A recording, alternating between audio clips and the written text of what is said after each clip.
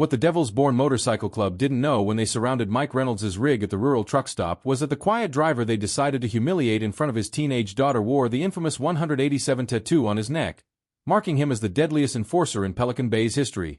Their laughter died instantly when his sleeve rode up, revealing the numbered ink that had haunted their president's nightmares for 15 years.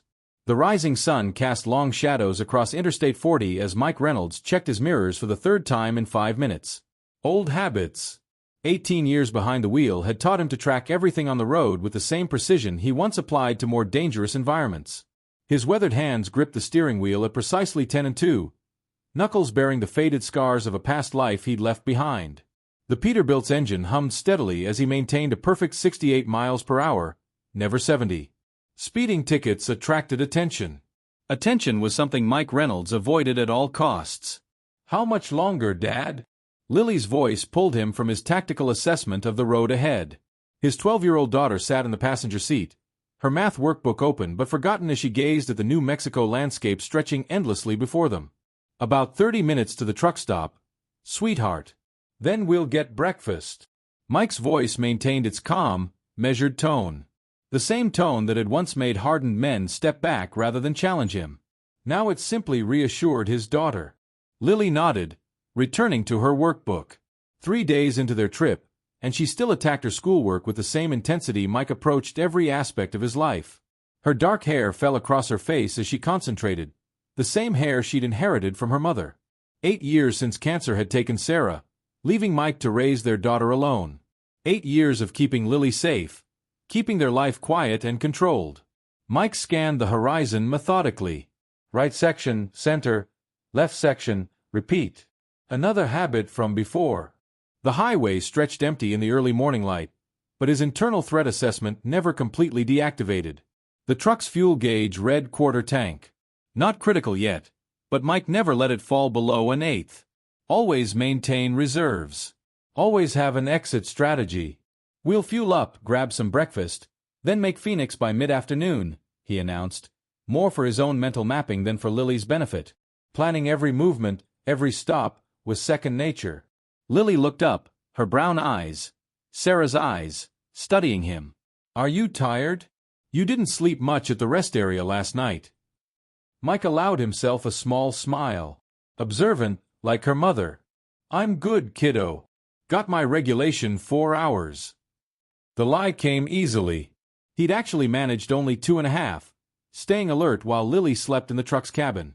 The nightmares had come again, fragments of Black River playing behind his eyelids whenever he drifted too deep. The GPS indicated the approaching truck stop, Last Chance Gas and Diner, 22 miles. Mike had stopped there before, categorizing it as relatively secure in his mental database of every rest point between Atlanta and Los Angeles. Remote enough to avoid heavy traffic, but established enough to maintain basic security standards. The owner was a Vietnam vet who ran a clean operation and didn't ask questions. Perfect for a man with secrets. Lily returned to her workbook, pencil scratching against paper in rhythm with a highway seams passing beneath their wheels. Mike checked his mirrors again. Force of habit. Clear on all sides. He reached up to adjust the chain around his neck, hidden beneath his flannel shirt. The small key that hung from it pressed against his chest, a constant reminder of the storage locker in Tucson where the only evidence of his former life remained locked away. "Dad, can we get pancakes? The ones with blueberries like last time?" Lily asked, closing her workbook and sliding it into her backpack. "Affirmative on the pancakes," Mike replied, using the military terminology that occasionally slipped into his vocabulary. Lily grinned at his formality, used to these linguistic remnants of a past she knew little about. The truck's CB radio crackled to life. "Eastbound on 40. Be advised. Steel wolves spotted at Last Chance. About 15 deep. Looking rowdy. Might want to skip it if you're running solo." Mike's posture shifted imperceptibly, spine straightening as his hands tightened on the wheel. The Steel Wolves MC. Territory stretched across 3 states. Known affiliations with gun runners and drug traffickers. Violent reputation, especially their leader, Victor Viper Martinez, and his second-in-command, Ray Razor Donahue. Both had served time, though in different institutions than Black River. Their presence complicated the tactical situation. What Steel Wolves? Lily asked, her attention caught by the radio warning. Just a motorcycle club, Mike answered, keeping his voice neutral while his mind rapidly recalculated. Fuel gauge reading lower.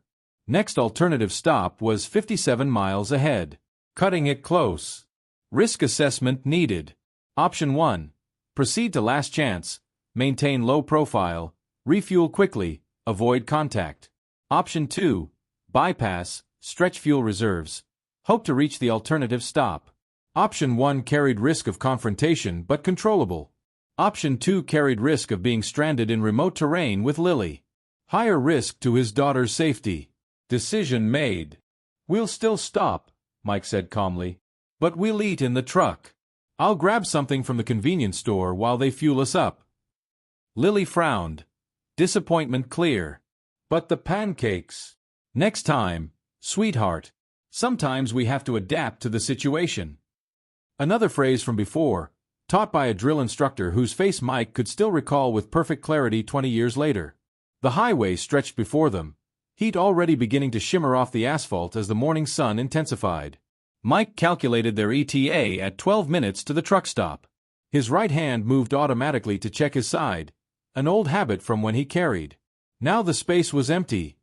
Had been for 7 years.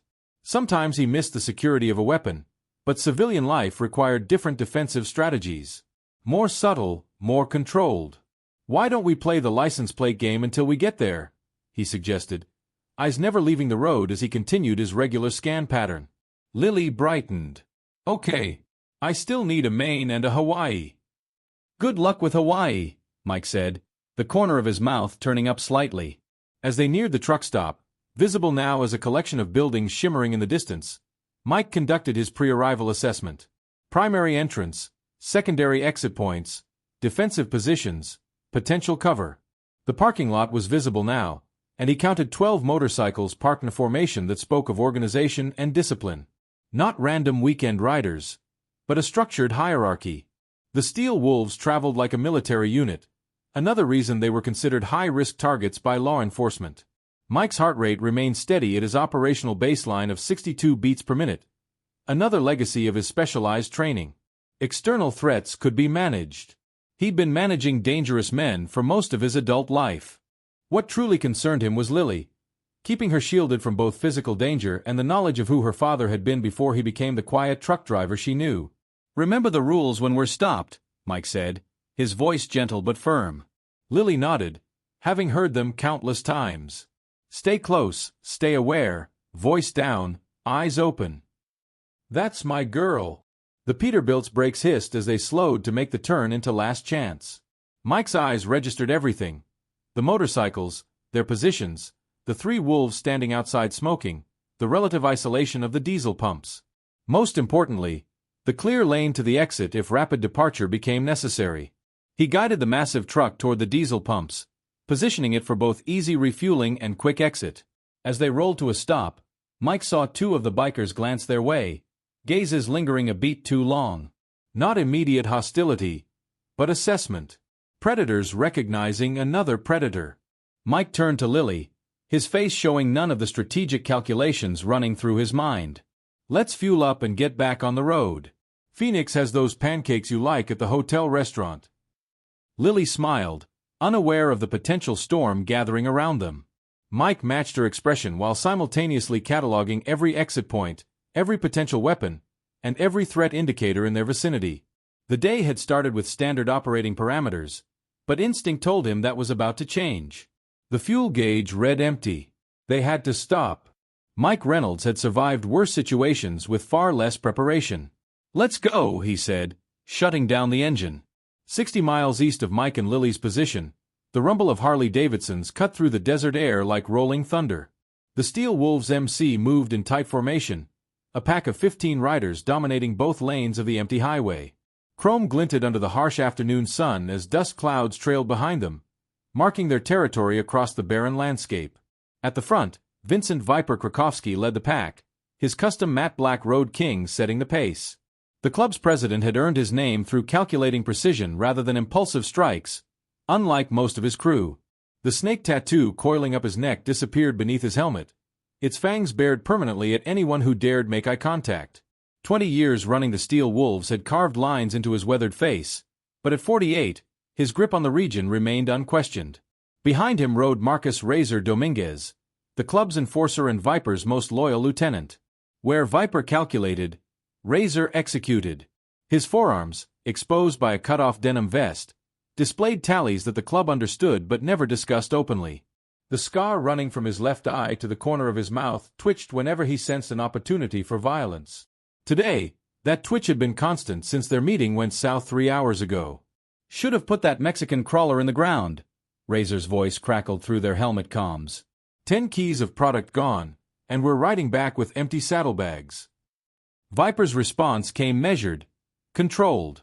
Killing Esposito would bring the Sinaloa heat. "We need to be smart, not angry." "Smart ain't paying our suppliers," Razor countered, accelerating briefly to ride alongside his president. "Diablos already think we're soft after that business in Tucson." The rest of the pack maintained formation, listening. These weren't weekend riders with corporate jobs. The Steel Wolves had built their reputation through methodical violence and territorial control of 3 counties. Drug distribution, protection rackets, and gun running kept their operation funded, while strategic alliances with larger organizations provided them the autonomy they craved. Viper's lieutenant had a point. Their failed meeting with Esposito's crew meant they were heading back without the shipment or their investment. The club's reputation couldn't afford another hit. "We'll handle the Diablos," Viper finally responded, the edge in his voice silencing further discussion. "First, we regroup, refuel, then figure out our next move." He nodded toward a highway sign indicating services ahead. "Desert Haven Truck Stop. 20 miles. We'll stop there." The pack adjusted formation in acknowledgement. Among them rode newer members eager to prove themselves. Kevin, Switchblade, Porter kept checking his side mirror, his nervous energy palpable even through the helmet.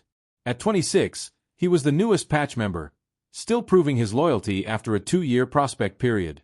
"Relax, Switch," came the gruff voice of Bear, the club's sergeant-at-arms. "You look like you're riding to your execution." "Just ready for whatever happens next," Switchblade responded, his voice betraying more anxiety than he intended. "If we're hitting back at Esposito, you'll do what you're told," Bear cut him off. At 53, Daniel Bear Kowalski had survived 3 prison stints and served as the club's institutional memory. His massive frame and graying beard made him look like a Viking elder among the pack. "Viper decides, we execute. That's how we've survived this long." The Steel Wolves had indeed survived where other clubs had fractured or been absorbed by larger organizations. Their territorial control of the highways connecting Arizona, Nevada, and California's southern edges gave them leverage with larger cartels and criminal enterprises. But relationships had grown tense in recent months as shipments became more scrutinized by Border Patrol and state police. Razor's voice cut through the comms again. "Those truckers at Desert Haven still paying their transit fees?" "Supposed to," Bear responded. "Jackhammer and Drifter collected last week. Said it was getting harder to convince some of the independents." Viper processed this information silently. The transit fees were a protection racket they ran on regular route drivers. Pay up or find their rigs vandalized, their schedules disrupted, or worse. It was small money compared to their other operations, but it maintained their presence and reputation along the highways they considered their domain. "Been too long since we made an example," Razor suggested, the scar on his face twitching visibly now.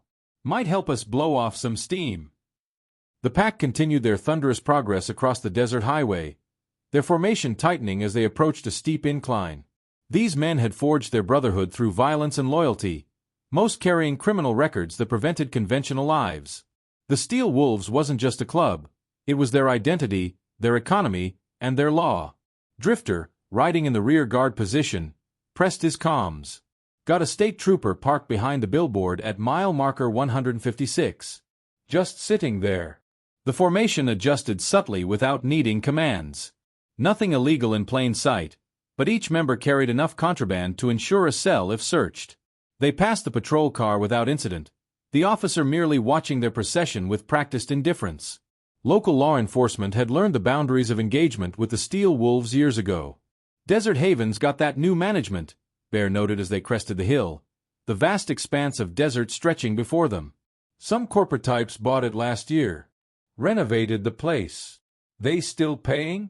Viper asked simply. On schedule so far, Bear confirmed. But they've been asking questions about what exactly they're paying for. Razor laughed, the sound harsh through the comm system. Maybe they need a proper introduction to the club's benefits package. The pack's tension was palpable as they rode. The failed deal had cost them money they couldn't afford to lose, and someone would eventually pay the price. The Steel Wolves didn't absorb losses. They redistributed them. As they approached a gentle curve in the highway, Viper finally broke his extended silence. We refuel, regroup, remind the management about their arrangement. If any truckers give you lip, put them in their place, but nothing that brings heat. He paused. We've got bigger problems than some smartmouth driver today. The unspoken directive was clear enough. The pack needed to blow off steam, and if some unlucky traveler provided the opportunity, they'd take it, within limits. The failed deal had wounded their pride more than their finances, and wounded pride demanded recognition. The highway stretched empty before them, heat mirages creating false pools of water on the asphalt. In the distance, the first structures of Desert Haven Truck Stop began to materialize. A modern oasis in the unforgiving landscape, and the Steel Wolves' next temporary territory. Switchblade accelerated slightly, pulling alongside Bear. Management's not the only one asking questions, he said, voice low in his comm. Heard some truckers talking last time we were through. Independent guy, big mouth, telling others they don't need to pay our fees. Bear's head turned slightly toward the younger rider. Got a name. Didn't catch it. Big guy though, kept to himself mostly. Others were listening to him. This information traveled up the formation until it reached Viper and Razor. The club president processed it silently while his lieutenant's response was immediate. Sounds like someone volunteering for a lesson, Razor said, the anticipation evident in his voice. Viper finally nodded, almost imperceptibly. Keep your eyes open at the stop. If our independent friend is there, we'll have a conversation. The formation tightened as they approached the truck stop exit. The thunderous rumble of their engines announced their arrival long before they were visible to those already at Desert Haven. It was a sound recognized throughout the region, not just motorcycles, but a rolling declaration of territorial authority. For the Steel Wolves, the failed deal with Esposito was temporarily shelved in their minds. Now, they focused on reinforcing their authority in spaces they considered their domain. If an example needed to be made, so be it. The pack was hungry for respect, and someone at Desert Haven Truck Stop would provide it, one way or another. The sun beat down mercilessly as they took the exit ramp, chrome gleaming and engines roaring. The Steel Wolves had arrived, their bad mood and wounded pride setting the stage for whatever, or whoever, awaited them at the truck stop ahead. Mike Reynolds' hand tightened imperceptibly on Lily's shoulder as they approached the truck stop diner's entrance, his weathered fingers providing gentle guidance while his eyes conducted a tactical sweep of the interior. The scattered chrome and black leather inside confirmed what the row of Harleys outside had warned him about. Steel Wolves territory. 6 years driving routes across state lines had taught Mike to read danger signs with the precision of a combat veteran, even if his battlefield experience came from a different kind of war. "Stay close," he murmured to Lily, his voice pitched just loud enough for his daughter's ears alone. The 12-year-old nodded, her bright blue eyes reflecting a trust that Mike had spent years rebuilding after his absence. Those eyes were his redemption, his reason for maintaining the disciplined control that had become his second nature. The diner's bell chimed as they entered, the sound cutting through the low rumble of conversation. Mike felt the shift immediately. The tactical awareness he'd developed during his 5 years at Black River hadn't dulled with time. 7 bikers occupied the corner booth, 3 more at the counter. Their cuts displayed the Steel Wolves insignia, a snarling silver wolf head against midnight leather. The temperature seemed to drop several degrees as multiple heads turned their way.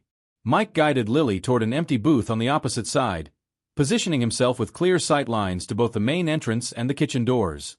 Old habits. Always maintain situational awareness. Always secure your position. The waitress approached with menus, her movements betraying nervous energy as her eyes flickered between Mike and the bikers.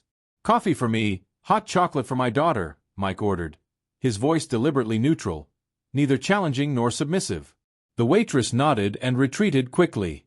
Lily unfolded her napkin, seemingly oblivious to the tension thickening the air. "Can I get pancakes, Dad?" You promised road trip pancakes. Of course, sweetheart, Mike replied, his gaze lifting briefly to clock the two bikers who had shifted to the counter seats closer to their booth.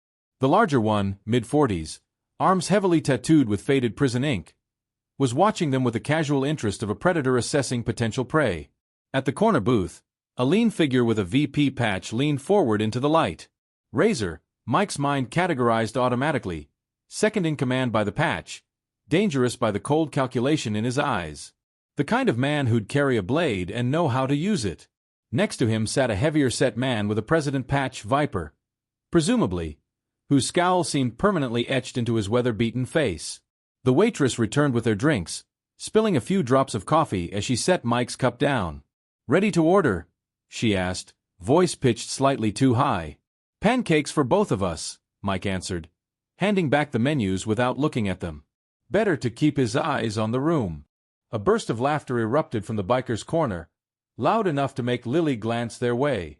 Mike recognized the tactical purpose behind the volume, establishing dominance, marking territory, forcing others to acknowledge their presence.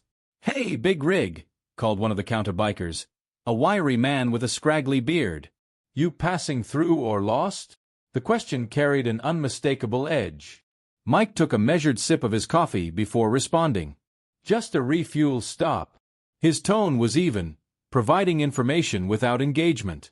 "Not very chatty, is he?" The biker addressed his comment to his companions, but his voice projected to fill the diner. "Guess that's what happens when you talk to yourself in a truck all day." Lily's brow furrowed slightly. Mike gave her a reassuring smile that didn't reach his eyes. "Ignore them," he whispered. "We'll eat quick and be back on the road." The bikers at the counter swiveled fully toward them now, commitment to engagement escalating. The tactical situation was deteriorating exactly as Mike had anticipated. He'd seen this pattern before. Identify the outsider, apply pressure, gauge reaction, then decide whether to escalate or move on. "Your rig's taking up 3 parking spots out there," said the larger counterbiker, false concern dripping from his voice. "That's a lot of space for one man." "Feeling important today?" Mike maintained eye contact for exactly 2 seconds, enough to acknowledge without challenging, then returned his attention to Lily. "How's your hot chocolate?"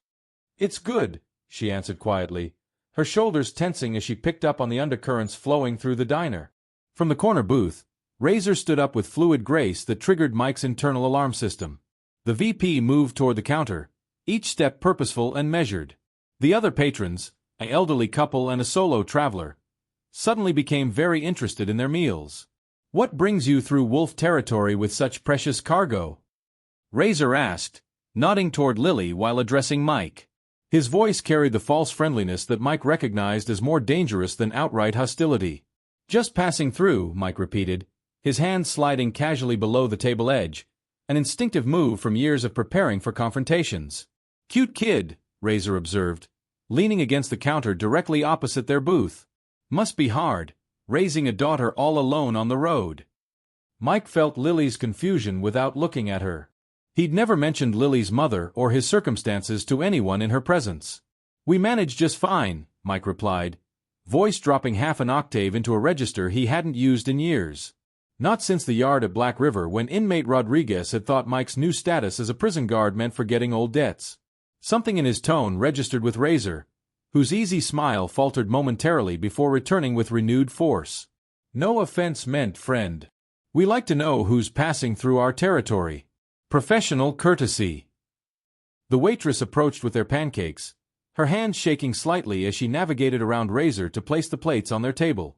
Mike noted the biker's cologne, expensive, incongruous with his weathered appearance, as he leaned in slightly too close to Lily while the waitress served.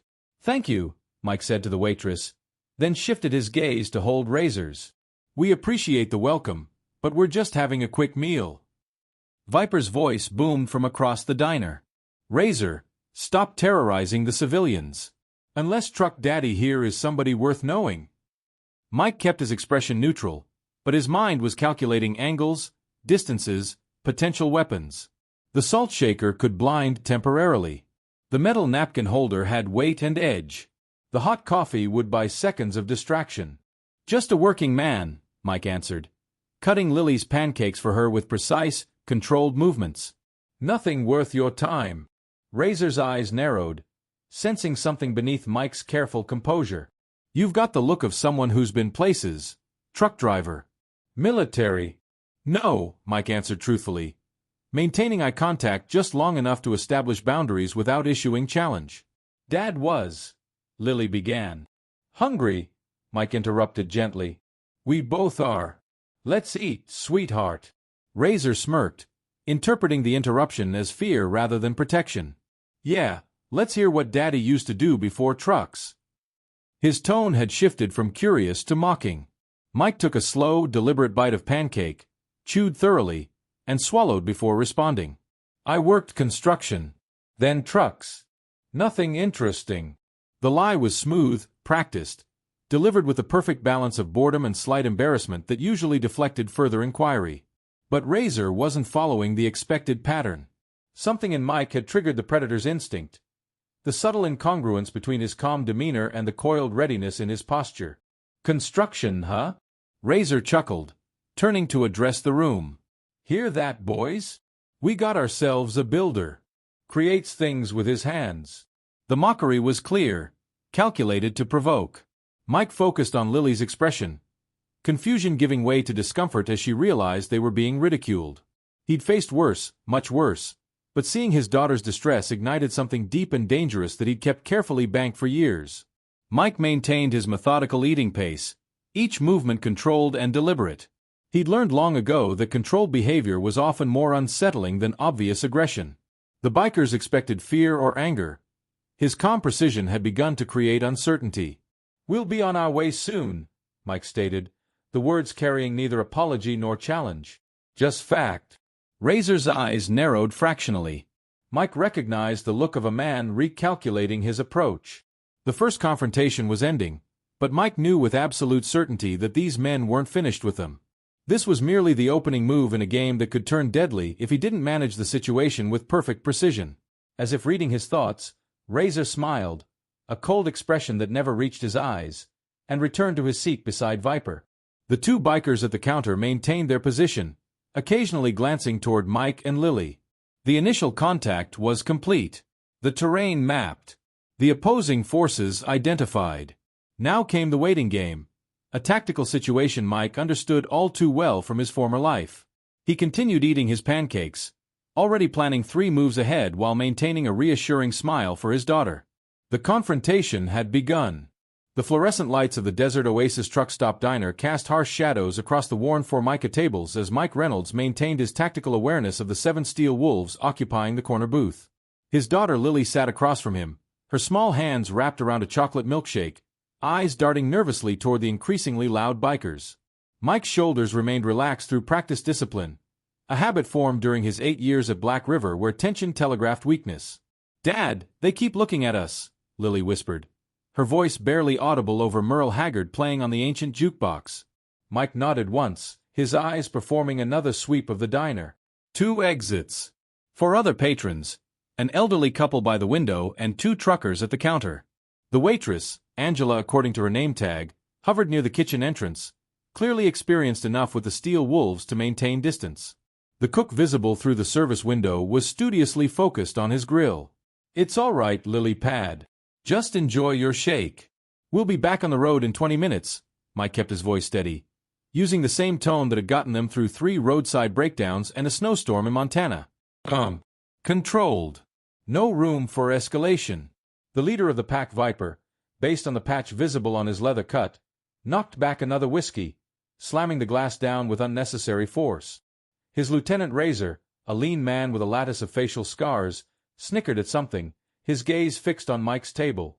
Hey, big rig, Razor called out, his voice carrying the distinctive gravel of a lifelong smoker. What you hauling that's so precious you need your little girl for security? Mike didn't respond, instead methodically cutting his meatloaf, a deliberate focus on his plate rather than the provocation. 8 years inside had taught him the value of strategic disengagement. Asked you a question, trucker, Razor pushed louder now. The diner fell silent except for the low warble of Haggard's "Mama tried," an irony not lost on Mike. Lily's eyes widened, her straw abandoned in the milkshake. Mike gave her a reassuring nod, the slight movement carefully controlled. Nothing sharp. Nothing that could be interpreted as aggression. Just making a regular run, Mike responded, voice neutral, neither challenging nor submissive. Enjoying dinner with my daughter. Viper laughed, the sound without humor. Man's just trying to do his job, Razor. Leave him be. The word seemed conciliatory, but Mike recognized the tactic, the leader establishing himself as reasonable before the escalation. Mike had seen this approach before, in the yard at Black River. The calm before calculated violence. His heartbeat remained steady through conditioned response, his breathing unchanged.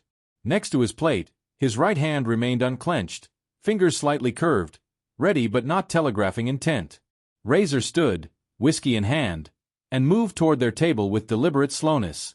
The other bikers watched with anticipation, their body language shifting subtly, weight forward, eyes focused. Predators recognizing potential entertainment. Nice kid you got there, Razor said, standing too close to their booth.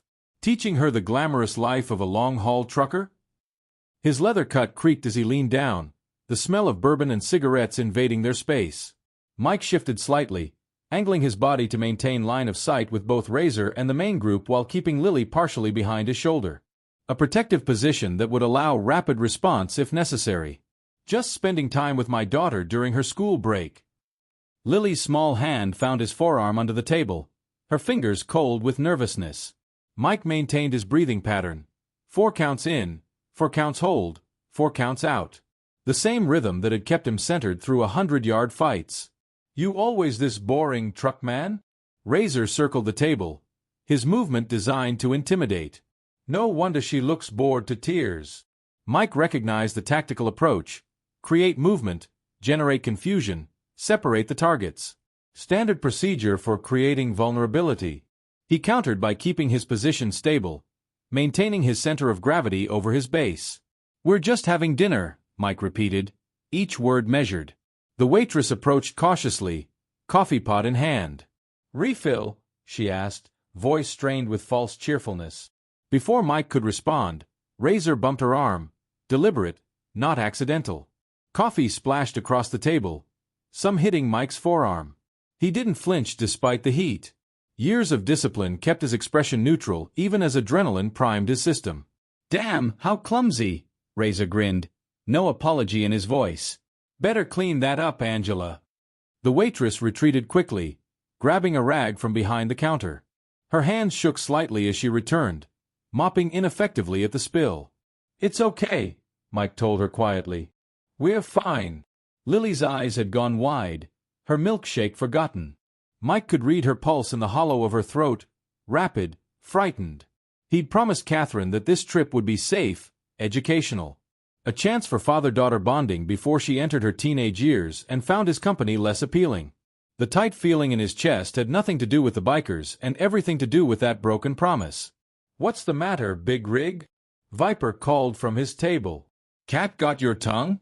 Or are you just naturally this much of a pussy in front of your kid? The other bikers laughed on cue, the sound echoing in the small diner. The elderly couple near the window signaled for their check, clearly eager to escape the building tension. Mike remained still, calculating options, assessing threats. 5 years ago, before Lily, he would have responded differently. The man he'd been at Black River, the man known as the Ghost, would have already identified 3 ways to incapacitate Razor using only the silverware on the table. But fatherhood had changed his tactical priorities. De-escalation protected Lily better than any display of his capabilities. Maybe he's simple, another biker suggested, emboldened by Mike's continued restraint. One of those guys who can only drive and grunt. Razor returned to their table, deliberately brushing against Lily's shoulder as he passed. A testing move. A boundary violation designed to provoke response. Mike's hand moved slightly on the table, fingers extending then relaxing, the only external sign of the calculations running behind his eyes. Distance to exit. 12 feet. Lily's position. Protected by booth but limited mobility. Threat level. Escalating but still primarily psychological. Objective. Extract without physical engagement. Lily, he said softly, finish your shake. We should get back on the road. Razor circled again, predatory, confident. His hand reached out, fingers brushing the silver truck pendant hanging from the chain around Lily's neck, a birthday gift from Mike last year. Pretty necklace for a trucker's kid. What did your daddy do? Steal it off a delivery? Lily pulled back, her shoulder blades pressing against the vinyl booth. My dad gave it to me for my birthday, she said, voice small but defiant. Mike felt a surge of pride beneath his tactical assessment. His daughter had courage, but courage wouldn't protect her from men like Razor and Viper. Only his restraint could do that. Your daddy must make good money then, Razor said, leaning closer to Lily. Or maybe he's got a side hustle. That it, trucker? You moving something special in that big rig? The accusation hung in the air, dangerous in its implication. The kind of question that created no-win scenarios. Deny too strongly. Appear guilty. Ignore. Appear guilty. Respond aggressively. Create justification for escalation. Mike chose a fourth option. Direct eye contact with Razor, a deliberate silence that offered neither confirmation nor denial, and a slight shift in posture that straightened his spine without appearing threatening. The deliberate response of a man in control, not a man provoked. We're just passing through, Mike said finally, his voice level. No trouble wanted or needed. Viper stood then, 6'3" of tattooed muscle and practiced intimidation. His boots echoed across the linoleum as he approached their table, flanking Razor. A tactical move, creating multiple threat vectors, dividing Mike's attention. Seems like our friend here doesn't appreciate the local hospitality, Viper announced to the diner at large. Maybe he thinks he's too good for conversation with working men. Mike maintained his breathing pattern, kept his hands visible, and calculated the fastest route to extract Lily if the situation deteriorated further. The weight of the folding knife in his pocket, legal, 3-inch blade, carried for utility rather than protection, suddenly felt significant. An option he wouldn't consider with Lily present unless all alternatives were exhausted. We appreciate the hospitality, Mike responded, voice modulated to reveal neither fear nor challenge. Just trying to enjoy a quiet meal with my daughter. Razor scoffed, deliberately knocking Lily's milkshake with his elbow. The glass tipped, sending pink ice cream cascading across the table and into Lily's lap. She gasped, jumping up as the cold liquid soaked into her jeans. Mike moved then, a careful, controlled motion to hand Lily napkins from the dispenser. Nothing sudden. Nothing that could be misinterpreted as aggression. But his eyes met Razor's for a fraction of a second, a look that communicated something beyond words. Something that made the biker take an instinctive half-step back before he caught himself. Oops, Razor said, false innocence in his tone. Accidents happen, kid. Better have Daddy clean you up. Mike dabbed at Lily's jeans with napkins, his movements efficient, his focus seemingly entirely on his daughter. But his awareness never left the 7 bikers, their positions mentally mapped, their body language constantly assessed. The tension in the diner had shifted from uncomfortable to dangerous, the air electric with potential violence. The situation had escalated beyond simple mockery. Now it was about power. About breaking the quiet trucker in front of his daughter. About proving dominance in their territory. Mike knew what came next. He'd seen it in the yard too many times. Escalation followed a predictable pattern when unchecked. And these men were used to being unchecked. As he helped Lily clean up, Mike made his decision. Strategic withdrawal wasn't an option any longer. The path to de-escalation had narrowed. Soon, he would need to establish boundaries these men would understand. In his peripheral vision, he could see Viper and Razor exchanging glances, planning their next move. The rest of the Steel Wolves had gone quiet, watching with anticipation. The elderly couple had already fled, leaving cash on their table. The 2 truckers at the counter were studiously avoiding eye contact, veterans of road life who recognized when a situation was about to go sideways. Mike Reynolds, former inmate 45173, the man once known as the Ghost, prepared himself for what would come next. Not with aggression, but with the calculated precision that had once made him the most feared man in Black River Penitentiary. The fluorescent lights of the truck stop diner cast harsh shadows across the worn linoleum floor as Mike Reynolds calculated his options. Tactical assessment was automatic after 15 years behind bars. 2 exits. For bikers at the counter, 3 by the door, Viper and Razor directly between him and the main exit. Lily sat across from him, her blue eyes reflecting growing fear as the steel wolf's taunts grew louder, more targeted. "Daddy, why are they being so mean?" she whispered, her small fingers nervously twisting the paper wrapper from her straw.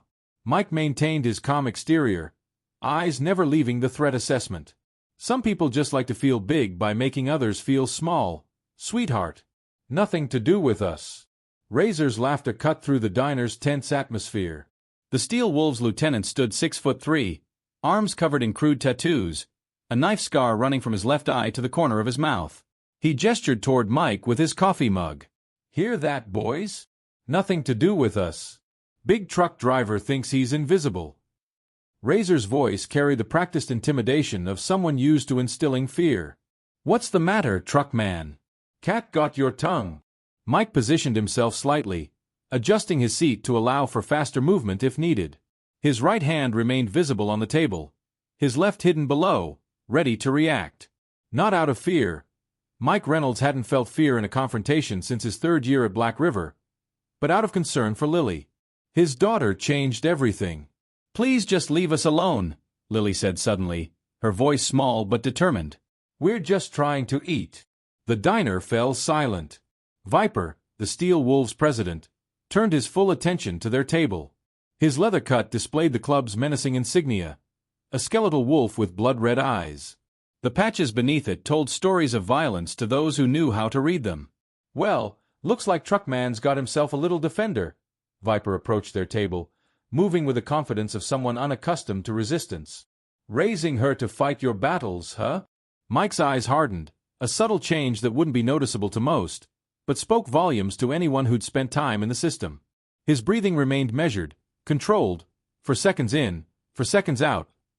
The same rhythm he'd maintained during the riot in Block C when he'd faced down 6 inmates armed with shivs. "We're just passing through," Mike said, his voice quiet but carrying an undercurrent that made 2 of the younger bikers exchange glances. "Finishing our meal and moving on." "Passing through." Razor laughed, moving closer to Lily's side of the booth. "This is Steel Wolves territory, Truckman. Nobody just passes through without paying respects." Lily's eyes welled with tears, her small shoulders hunching forward. Mike catalogued every detail. Razor's stance, the position of his hands, the distance to Lily, the weight distribution of the biker leaning against their table.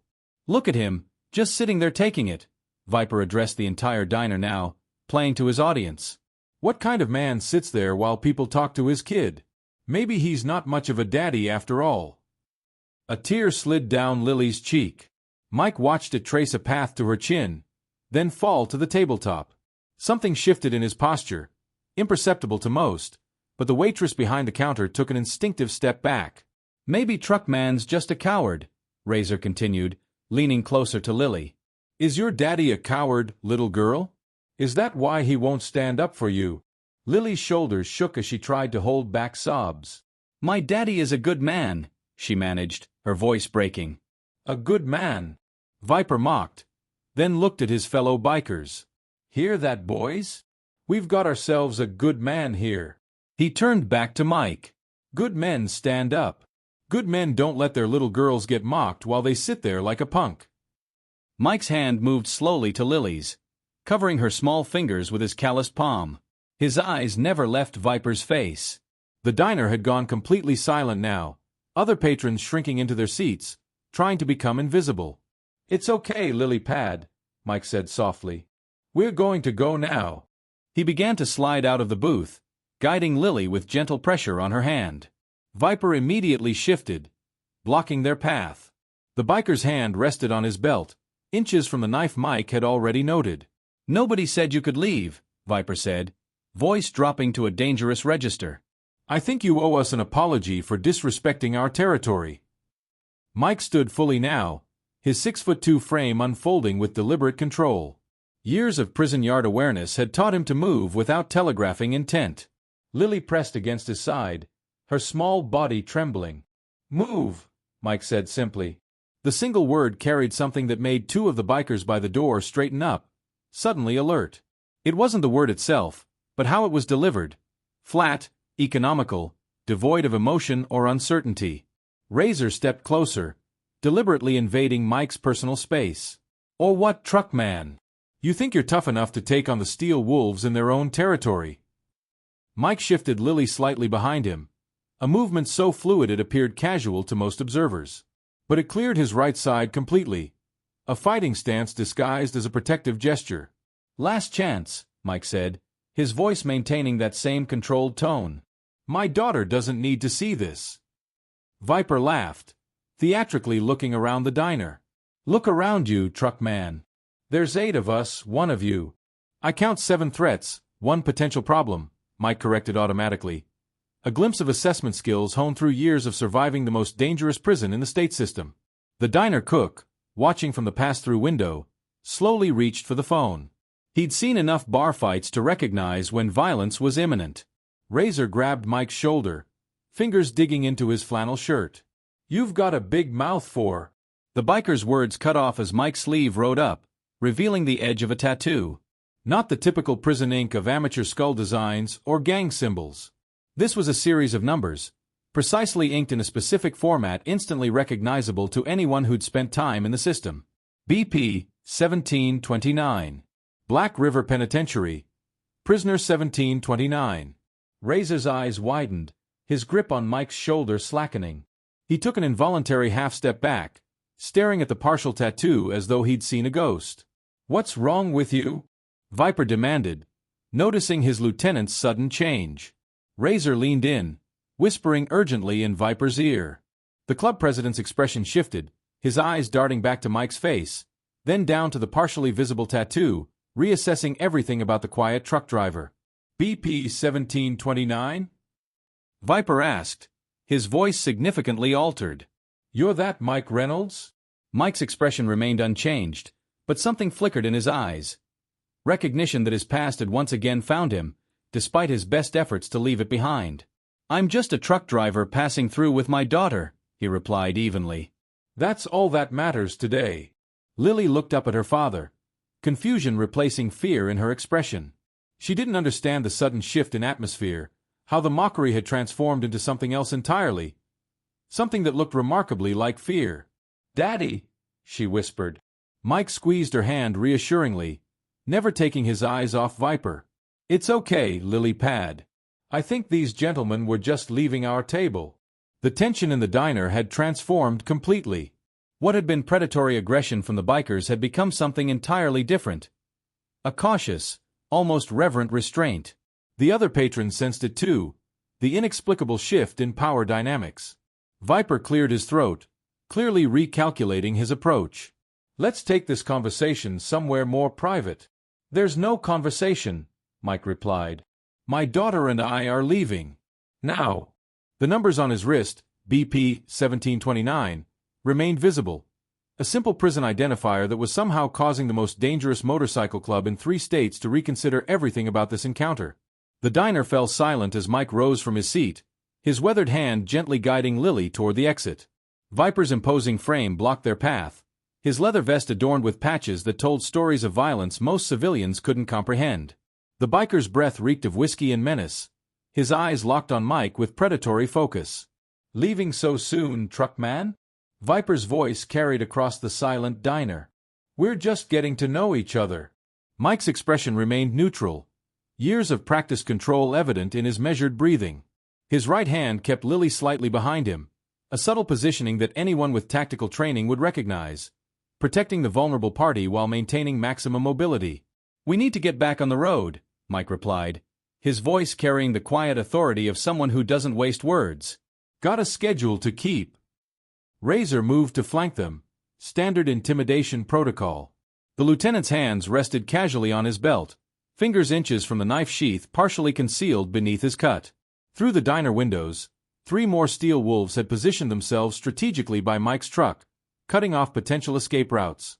Your schedule can wait, Razor sneered, stepping closer. Don't you think, princess? He directed the question at Lily, whose eyes widened with fear. Mike's posture shifted almost imperceptibly, weight centered, balance perfect, right foot slightly back. The change was subtle, something only trained fighters would notice, but his demeanor remained outwardly calm. Don't address my daughter, Mike stated, not a request but a command. There was something in his tone that made 2 of the younger bikers exchange glances. Viper laughed, moving closer, invading Mike's space with practiced intimidation. "Or what, truckman? You gonna—" His words cut off abruptly as Mike reached up to brush away Viper's pointing finger, his sleeve riding up 3 inches in the process. The movement exposed a faded tattoo, not the typical prison ink of skulls or gang symbols, but a simple series of numbers partially visible on his forearm, 22-7. Razor noticed it first, his eyes locking onto the numbered tattoo. His swagger faltered, recognition flashing across his face like a lightning strike. He grabbed Viper's arm, fingers digging into leather. "Hold up," Razor whispered urgently, nodding toward Mike's exposed wrist. "Look at that ink." Viper's eyes narrowed, focusing on the numbered sequence. The recognition didn't come immediately, but Razor was already pulling him back slightly, creating distance. "What block?" Razor asked, his voice stripped of its previous mockery, now tense with something approaching caution.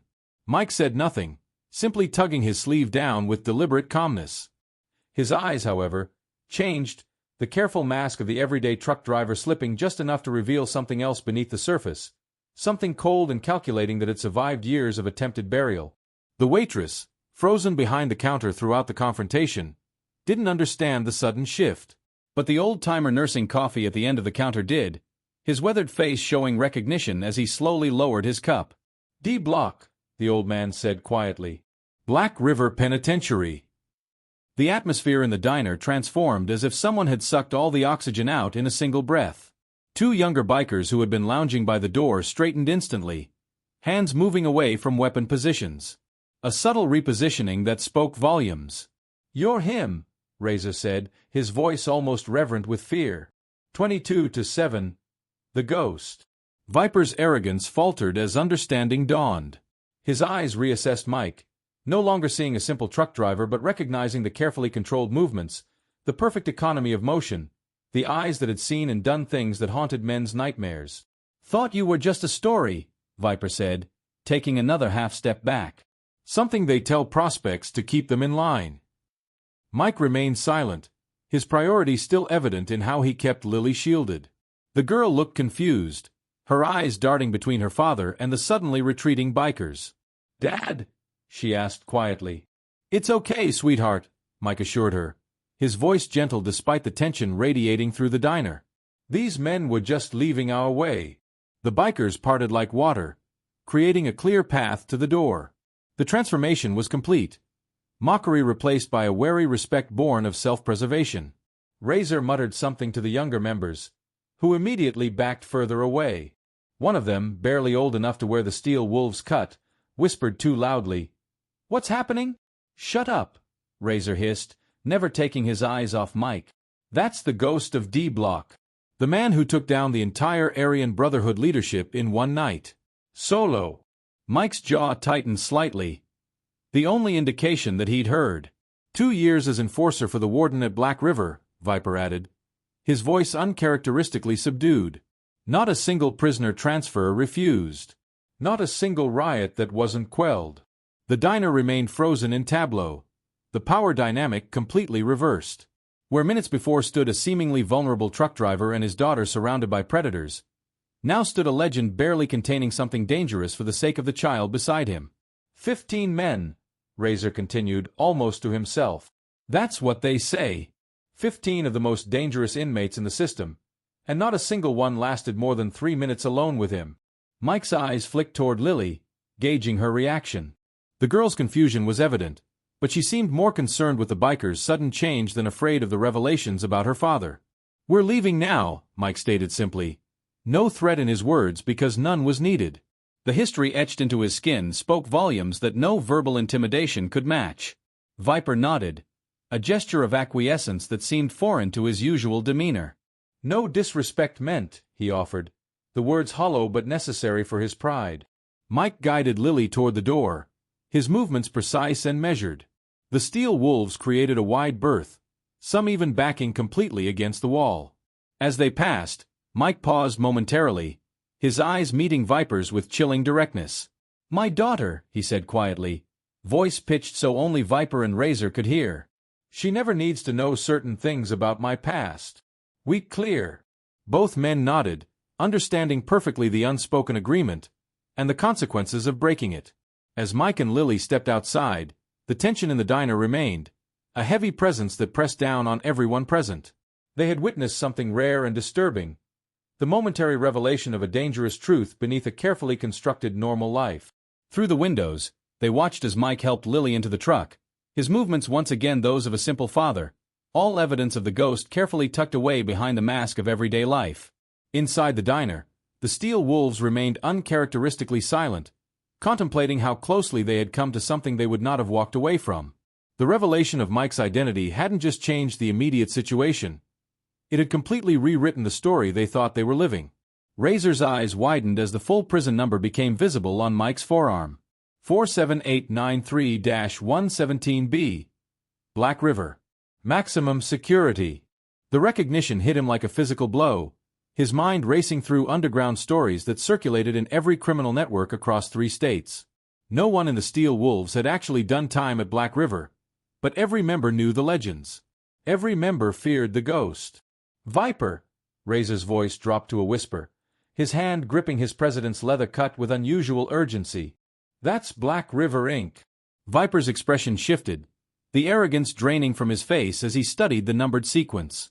In criminal circles, certain numbers carried weight. Certain facilities commanded respect. Black River Penitentiary wasn't just any prison. It was the end of the line for the most dangerous offenders in the system. The place where nightmares were born. You sure? Viper's voice carried none of the bravado from moments earlier. Mike kept his daughter positioned slightly behind him, his stance relaxed but balanced. The change hadn't escaped his notice. 15 years of maintaining perfect situational awareness didn't disappear with time. The diner had gone completely silent, the atmosphere dense with unspoken tension. It's him, Razor confirmed, taking an unconscious step backward. The ghost. The name rippled through the assembled bikers. Even those who hadn't initially recognized the significance of the tattoo knew that name. Their body language transformed from aggressive dominance to something resembling military alertness. Men in the presence of a superior predator. Mike's eyes remained steady, expressionless. The same calm gaze that had evaluated and neutralized threats across prison yards, shower blocks, and crowded mess halls for over a decade. Lily looked up at her father, confusion evident in her expression. This wasn't the gentle truck driver who read her stories and taught her to fish.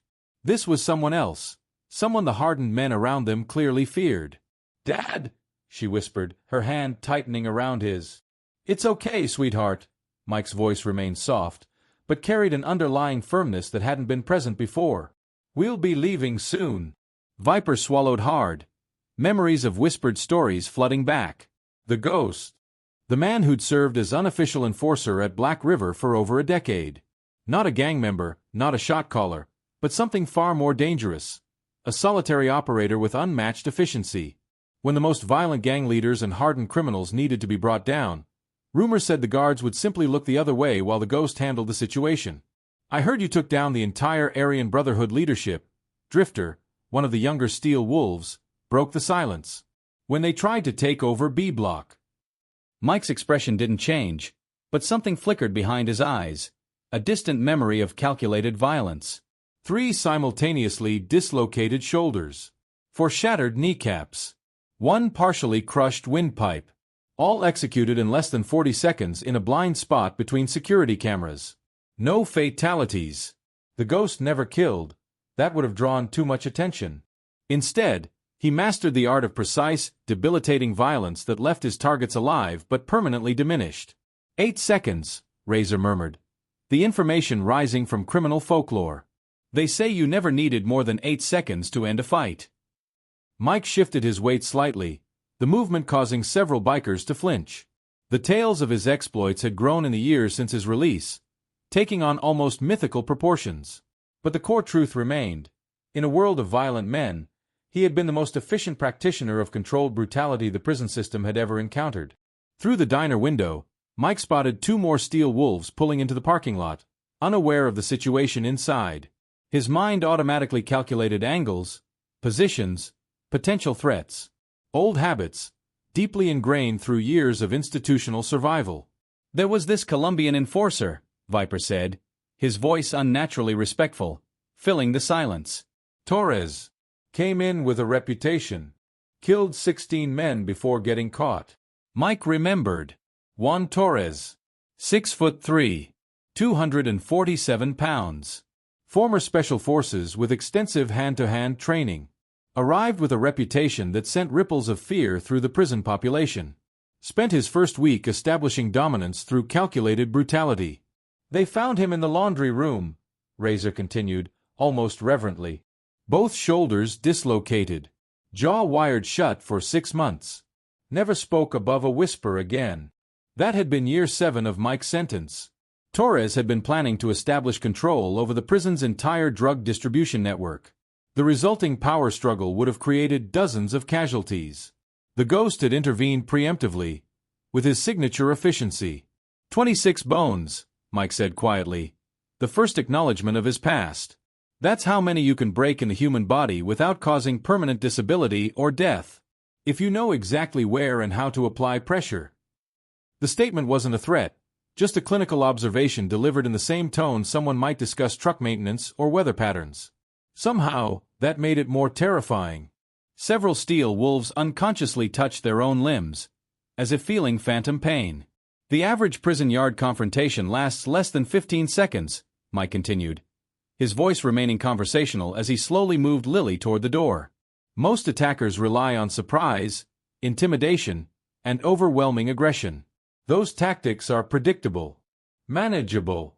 Lily looked up at her father, seeing a different man than she'd known her entire life. Not frightening, not to her, but possessed of a quiet certainty she'd never witnessed before. You've been out, 10 years? Viper asked, carefully maintaining distance. 12, Mike corrected. Lily was born a year after I was released. Understanding passed through the assembled bikers. The Ghost hadn't just left the system, he'd rebuilt a life. Found redemption. That made him even more dangerous. A man with something to protect.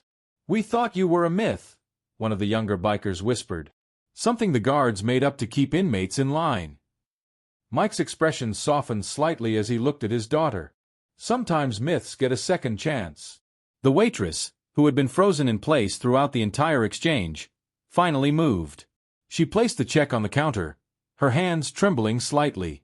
On the house, she managed, avoiding direct eye contact with either Mike or the bikers. Mike reached into his pocket, making several steel wolves tense reflexively. He slowly extracted his wallet and placed enough bills on the counter to cover both their meal and a generous tip. I pay my debts, he said simply. Always have. That statement carried weight with the bikers. In their world, honor systems still mattered, even among enemies. Those men you handled inside, Viper said carefully. They deserved it. It wasn't quite an apology, but it was an acknowledgement. An attempt to establish some form of respect. Mike studied the biker's face, his eyes showing nothing. Everyone deserves the consequences of their choices. The statement hung in the air, its meaning clear. The steel wolves had made choices today. Different choices might be advisable in the future. Outside, thunder rolled across distant mountains, a summer storm building on the horizon. The atmospheric change seemed fitting, a cleansing rain approaching after the tension of confrontation. Let's go, Lily, Mike said softly, guiding his daughter toward the door. We've got a schedule to keep. The steel wolves parted, creating a clear path to the exit. None made eye contact, maintaining the practiced awareness of men who recognized a dominant force in their presence. As Mike passed Viper, the biker president gave an almost imperceptible nod, the closest thing to respect his pride would allow. Mike returned it with the barest acknowledgement, neither seeking nor requiring their validation. The legend of the Ghost had served its purpose, protecting what mattered most to him now. The diner falls silent as Razor takes 3 measured steps back from Mike, recognition dawning across his weathered face. The transformation is instant. The biker's aggressive stance melts into something resembling caution, perhaps even respect. Viper notices the shift, his eyes darting between his lieutenant and the truck driver standing protectively in front of his daughter. Boss, Razor mutters, voice barely audible in the silent diner. That's Ghost Reynolds. Black River. Block D. The name ripples through the gathered bikers like an electric current. 2 of them immediately reach for concealed weapons, more out of instinct than intent. Mike's eyes track the movement with cold precision, his body language shifting subtly. Not aggressive, but balanced and ready. Years of training don't disappear, even buried under a decade of peaceful living. Easy, Mike says, his voice carrying a quiet authority that hadn't been present minutes earlier. My daughter doesn't need to see any more of this. He places a protective hand on Lily's shoulder, gently positioning her behind him with practiced efficiency. The movement is smooth, controlled, the motion of someone who's protected others in far more dangerous situations. Viper, to his credit, recovers quickly. The Steel Wolves leader straightens his leather cut, a calculated casualness that doesn't reach his eyes. Stand down, he orders his men, making a small gesture with his right hand. The bikers who had reached for weapons slowly move their hands away, but the tension remains. Reynolds, Viper acknowledges, testing the name. Didn't recognize you. Heard you'd gone straight. Mike's expression remains unchanged, but his eyes never leave Viper's. That's right. Lily peers around her father's protective stance, confusion clear on her face. Dad? Do you know these men? No, sweetheart, Mike answers, his tone softening when addressing his daughter but his gaze remaining locked on Viper. They've heard stories, that's all. From a long time ago. The waitress who'd been frozen behind the counter during the entire confrontation now edges toward the phone, but Viper notices. We're good here, ma'am, he says, raising his voice to normal volume. Just a misunderstanding between old acquaintances. The calculated lie falls flat against the palpable tension, but it's enough to keep her from calling the police. Mike notices her hesitation, gives her a small nod. It's enough to reassure her. Something in his calm confidence communicates control of the situation. Around the diner, the remaining patrons sit silent, sensing the shift in power but not understanding its source. A retired couple in the corner booth clutches hands beneath their table. A solo traveler by the window calculates the distance to the exit. They all feel it. Something dangerous yet controlled hovering in the air between the truck driver and the bikers. You boys enjoying your breakfast? Mike asks, his tone conversational but carrying unmistakable weight. The question isn't about food. It's about intentions, about what happens next. Razor glances at his leader, uncertainty clear in his expression. The mocking confidence from minutes ago has evaporated, replaced by something approaching respect tinged with fear. He knows the stories. Everyone who'd done time in the state system knew about the ghost. Food's fine, Viper answers, matching Mike's tone. He gestures to the empty chairs at their table. You and the kid want to join us? It's a peace offering, however awkward. An attempt to reset the interaction now that Viper understands who he's dealing with. Mike assesses the invitation with the same calm calculation he's shown throughout the confrontation. Appreciate the offer, Mike replies. But we need to get back on the road. Got a schedule to keep. Lily tugs at her father's jacket. Dad, can we just go? She whispers, loud enough for nearby bikers to hear. The fear in her voice triggers something in Mike's expression, a momentary hardening around his eyes before he masters it. Sure thing, sweetheart, he says, never taking his eyes off Viper. We're leaving now. Viper nods, but steps closer, entering Mike's personal space in a final attempt to save face in front of his men. No hard feelings about earlier, right? Just having some fun. The temperature in the diner seems to drop several degrees. Mike doesn't move, doesn't change his expression, but something shifts in his presence. The bikers nearest to Viper instinctively take half steps back, creating distance. You brought your fun to my daughter, Mike says, his voice quiet enough that only Viper and the closest bikers can hear. That doesn't happen again. Not ever. The words hang in the air between them, not a threat, but a promise delivered with absolute certainty. For a moment, Viper's facade cracks, revealing genuine fear before he masks it with a tight smile. Course not, he manages, nodding too quickly. Misunderstanding, that's all. One of the younger bikers, not fully reading the situation, snickers from across the room. Since when do Steel Wolves back down from? Shut your mouth, Razor snaps, cutting him off with surprising force.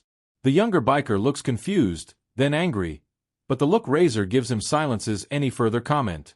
Mike watches the exchange with the patient assessment of a man who survived by reading people correctly. Satisfied, he begins to guide Lily toward the door, maintaining a protective position between her and the bikers. The steel wolves part before them like water, creating a clear path to the exit. As they near the door, an older biker with faded prison tattoos of his own catches Mike's eye. "Reynolds," he says quietly, just loud enough to be heard. "My brother was in Black River. 2009. Riot in the yard. Said you saved the guards after they were taken hostage." Mike pauses, studying the man for a long moment before responding. "Your brother was one of the few who helped. Curtis Johnson." The older biker nods, surprised at the recognition. "That's right. He was a good man in a bad place," Mike says simply. "Tell him Reynolds said hello." The exchange creates a ripple effect through the gathered bikers. Several look at Mike with newfound respect rather than fear. Others shift uncomfortably, perhaps recognizing that the stories about the ghost weren't as simple as they'd believed. Viper watches this secondary power shift with calculating eyes, recognizing how quickly he's losing control of the narrative. "Maybe we'll see you on the road sometime, Reynolds," he calls out, a weak attempt to have the last word. Mike turns at the door, one hand still protectively on Lily's shoulder. "For your sake," he says calmly, "I hope not."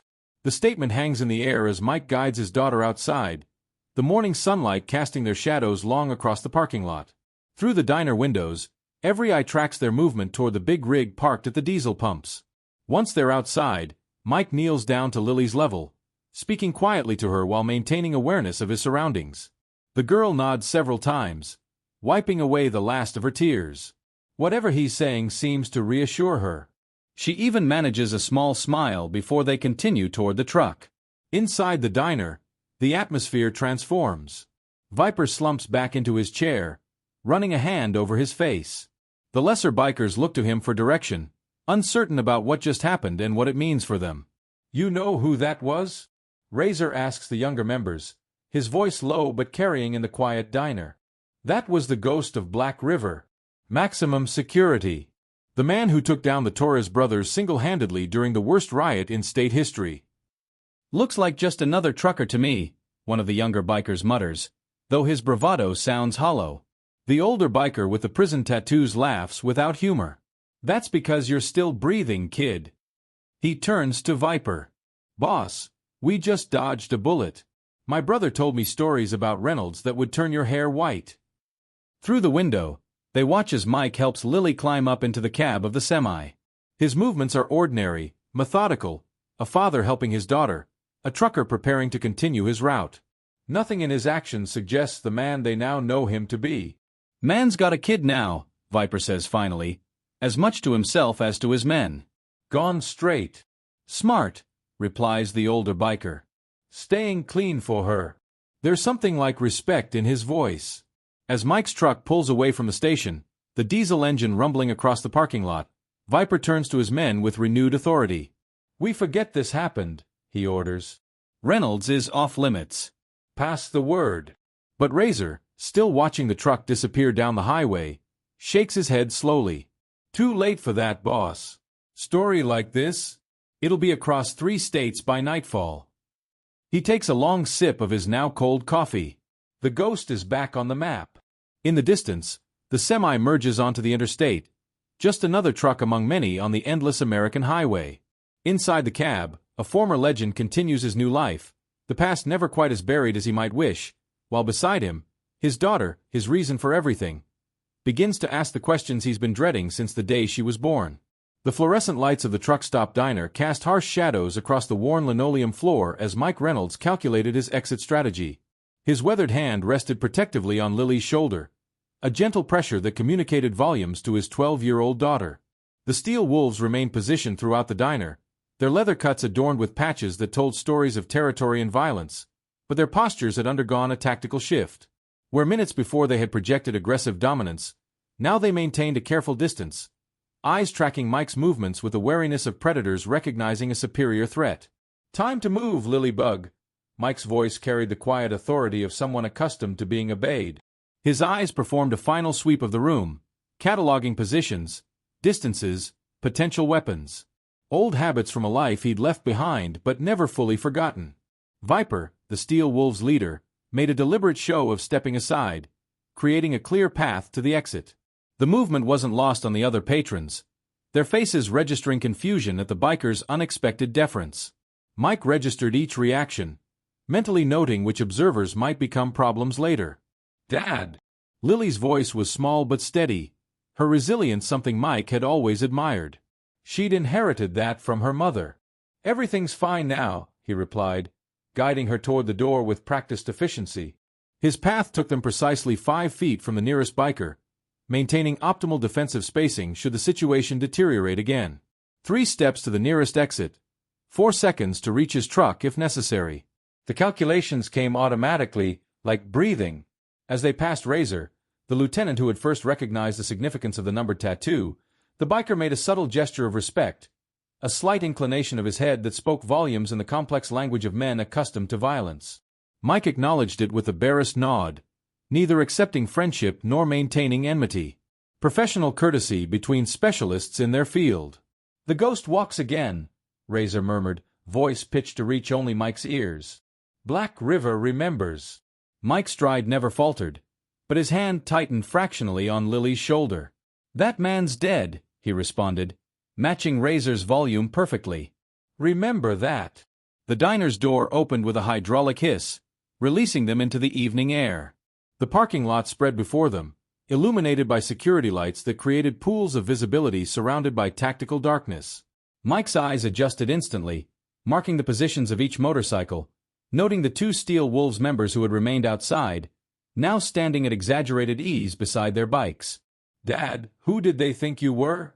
Lily asked as they walked the precise path to their truck, Mike maintaining a position that kept himself between his daughter and the bikers at all times. Mike measured his response carefully.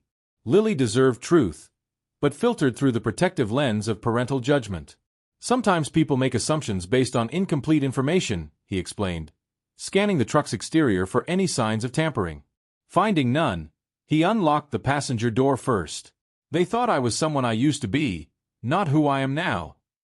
Lily climbed into the truck, her brow furrowed with a concentration of a child grappling with complex concepts. Mike secured her door before circling to the driver's side, his movements economical and purposeful. Through the windshield, he observed Viper emerging from the diner, flanked by 3 of his men. Their posture communicated watchfulness rather than immediate threat. Inside the cab, Mike performed his standard safety check before starting the engine. The familiar rumble provided a tactical advantage. The noise would mask conversation from potential eavesdroppers. Lily buckled her seatbelt without prompting, a routine they had established years ago. "Were you someone scary before?" she asked, her intuition cutting through approximations to the heart of the matter. Mike had never lied to her, had promised himself he never would, but there were truths that required careful navigation. "I was someone different," he acknowledged, executing a precise 3-point turn that positioned the truck for optimal departure. "Someone who made mistakes and paid for them. Someone who learned better ways to solve problems." Through his side mirror, Mike observed the bikers watching their departure, their usual aggressive posturing notably absent. Word would spread through their networks about this encounter. The ghost of Black River was back on the road. The knowledge would create complications, potentially compromise the careful anonymity he'd constructed over the past 7 years. "Those men were afraid of you," Lily observed as they pulled onto the highway, the truck's headlights carving a path through the gathering darkness. "But you didn't hurt them or even yell." Mike allowed himself a small smile. "That's because the strongest person in a room never needs to prove anything, Lilybug. Real strength is about control. Knowing what you can do but choosing what you should do." The highway stretched before them, empty and promising. Mike set the cruise control at precisely 2 miles below the speed limit. Fast enough for efficiency, slow enough to avoid unwanted attention from highway patrol. Old operational security measures applied to new circumstances. "Is that why you let them be mean to you at first?" "You were being strong." Mike considered her question with the seriousness it deserved. "I was being your father," he corrected gently. "And that means making different choices than I would have before you were in my life." Lily absorbed this, her expression thoughtful in the dashboard's muted glow. "Mom always says you're the gentlest man she's ever known. But those bikers didn't think you were gentle at all." "Your mother sees who I am," Mike explained, checking his mirrors with practiced regularity. "Those men saw only what I was. There's an important difference there, Lilybug." The truck's tires hummed against the asphalt, a rhythmic sound that had become the soundtrack to Mike's redemption. 15 hours until their next scheduled stop, 14 until he would need to refuel. Time enough to evaluate contingencies, assess potential complications arising from tonight's recognition. Dad! Lily's voice had taken on the drowsy quality that preceded sleep. I'm glad you're my father, even if you were someone different before. Mike's hand found hers across the center console, a brief squeeze that conveyed what words often couldn't. Being your dad is the best thing I've ever been, Lily. Nothing else comes close. As his daughter drifted toward sleep, Mike Reynolds maintained his vigilance, eyes scanning the road ahead and behind. The ghost of Black River might have been recognized tonight, but he would ensure that Spectre remained firmly in the past. He had spent 7 years building this life, constructing it with the same methodical precision he had once applied to very different tasks. His tattooed forearm rested on the steering wheel, the numbered reminder of his former life, now a measurement of the distance he had come. Behind them, the steel wolves were already spreading word of their encounter, their communication networks alive with the legends suddenly resurrected. Mike had no illusions about what that might mean for his carefully constructed anonymity. But as he glanced at his sleeping daughter, her face peaceful in the dashboard's glow, Mike Reynolds recalculated his priorities with military precision. Whatever came next, whatever adaptations might be necessary, the mission parameters remained unchanged. Protect Lily, preserve their life together, prevent his past from determining their future. The truck rolled steadily through the night, carrying its precious cargo toward home. Mike Reynolds guided the 18-wheeler back onto Interstate 40, his weathered hands maintaining perfect control of the massive vehicle. The chronometer on the dashboard read 2:47 p.m., exactly 23 minutes since they'd left the truck stop. 23 minutes since the steel wolves had backed down. 23 minutes of silence between father and daughter as the Peterbilt 389 ate up highway miles with mechanical precision. Lily sat in the passenger seat, her small frame turned slightly toward the window, watching the desert landscape blur past at exactly 63 miles per hour. Mike maintained speed discipline automatically, the habit ingrained through thousands of cross-country hauls. His peripheral vision caught his daughter's reflection in the side mirror, her eyes occasionally darting toward his forearm where the tattoo remained hidden once more beneath his rolled-down sleeve. The radio crackled with scattered transmissions from other truckers. Mike reached forward and adjusted the volume, creating a tactical sound barrier before addressing the situation. "You've got questions," he said, voice steady, neither apologetic nor defensive. Just matter of fact, like everything about Mike Reynolds. Lily turned from the window, her 12-year-old face showing a maturity that made Mike's chest tighten. "Those men were scared of you, Dad." Not a question. An observation. His daughter had always been observant. It had served her well in school, earning her straight A's and academic recognition. Now it was forcing a conversation Mike had been rehearsing in his mind for years, waiting for the right moment. Apparently, that moment had arrived on a stretch of sun-baked Arizona highway with 1,200 miles still remaining to their destination. Mike checked his mirrors in a practice sequence. Left, right, rear. The road ahead stretched empty. Perfect conditions for difficult terrain. He eased off the accelerator slightly, dropping to a precise 60 miles per hour. "Before you were born, I made mistakes. Serious ones." His eyes remained on the road, scanning for hazards with the same vigilance he approached everything. "I paid for those mistakes with 8 years, 4 months, and 17 days of my life." "In prison," Lily said quietly. Not a question again. "That's what the number means." Mike nodded once, a sharp, controlled movement. "ID number from Black River Penitentiary." The truck's engine maintained its steady rumble as they passed a mile marker. Mike mentally calculated their position and adjusted his route projection accordingly. Old habits from another life, where knowing exactly where you stood could mean the difference between walking away or not walking at all. "Were you?" Lily hesitated, searching for the right word. "Bad." Mike's hands tightened fractionally on the steering wheel, the only external sign of the emotional weight pressing down on him. His daughter deserved precision, accuracy, truth. "I was angry, undisciplined. I fought when I shouldn't have. I hurt people." Each sentence delivered with military cadence, facts reported without embellishment. "Inside, I had to make choices about survival. I became someone the other inmates feared." Lily absorbed this, her gaze now fixed on the dashboard displays showing their fuel consumption and engine temperature. Both optimal. Mike had always maintained his rig with extraordinary attention to detail. The same way he'd rebuilt his life. Methodically. Thoroughly. Leaving nothing to chance. Is that why those men backed down? Because they knew who you were. Mike checked his mirrors again, the movement automatic, scanning for threats before responding. They knew what I was. Not who I am now. The distinction lingered in the cab as they passed another mile marker. Mike had driven this route 17 times in the past 2 years. He knew every elevation change, every potential hazard point. The mental mapping kept his mind focused when memories threatened to pull him back to places he'd fought hard to leave behind. You changed, Lily said, a statement rather than a question. Mike nodded. When I found out about you. He paused, calculating his words with the same precision he used for everything else. Your mother wrote to me in my 6th year. Said she was pregnant. Said I needed to decide what kind of father I wanted to be. The air conditioning cycled with a subtle shift in pitch. Outside, the temperature registered 97.4 degrees Fahrenheit. Inside the cab, it maintained a steady 68 degrees. Controlled. Regulated. Just like Mike had learned to control himself. I made a choice that day. To be someone you could count on. Someone you wouldn't have to fear or be ashamed of.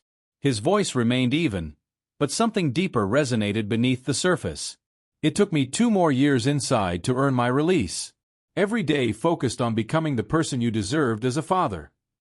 Lily's hand moved across the center console, coming to rest on her father's forearm, directly over the hidden tattoo.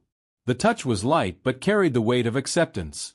Those bikers thought you were still that other person, she said. People see what they expect to see, Mike replied, checking his mirrors again. The wolves have a reputation. They understand violence and respect power. They recognize my number from stories inside. But that's not you anymore. No. The single word hung in the cab, simple but definitive.